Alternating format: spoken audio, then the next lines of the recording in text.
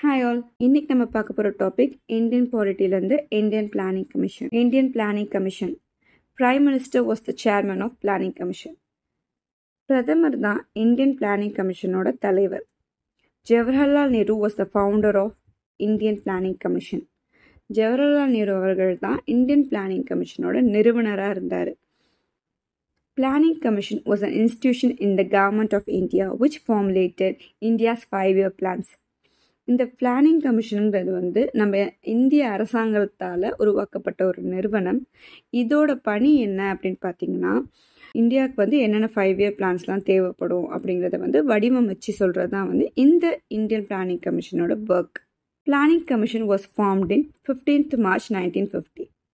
Planning commission எப்போ உருவாக்குனாங்கன்னு பார்த்தீங்கன்னா 15 மார்ச் மாதம் 1950 உருவாக்குனாங்க. The headquarters of Planning Commission was located in Yojana Bhavan, New Delhi. So இந்த பிளானிங் கமிஷனோட ஹெட்குவார்ட்டர்ஸ் எங்கே இருக்குது? அதாவது நியூ டெல்லியில் இருக்குது, யோஜனா பவனில் இருக்குது. India had 12 5-year programs in total.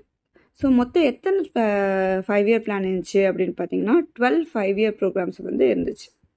India's 12th 5-year is rewarded it's final 5-year plan. So இந்தியாவோட கடைசி 5-year பிளான் என்ன அப்படின்னு பார்த்தீங்கன்னா 12th 5-year பிளான் தான் இந்தியாவோட கடைசி 5-year பிளானாக இருந்துச்சு. பிளானிங் கமிஷன் டிசால்வ் இன் 13th August 2014. ஸோ இப்படிப்பட்ட பிளானிங் கமிஷன் எப்போ ஸ்டாப் பண்ணாங்க அப்படின்னு பார்த்தீங்கன்னா 13th August 2014 இந்த பிளானிங் கமிஷனை ஸ்டாப் பண்ணிட்டாங்க. Planning commission has been replaced by a new institution name NITI Aayog. So இந்த பிளானிங் கமிஷனுக்கு பதிலாக வந்தது தான் நித்தி ஆயோக். நித்தி ஆயோக்னா national institution for transforming India. Thank you. Video பிடிச்சிருந்துச்சுன்னா லைக் பண்ணுங்கள், ஷேர் பண்ணுங்கள், மறக்காமல் சப்ஸ்கிரைப் பண்ணுங்கள்.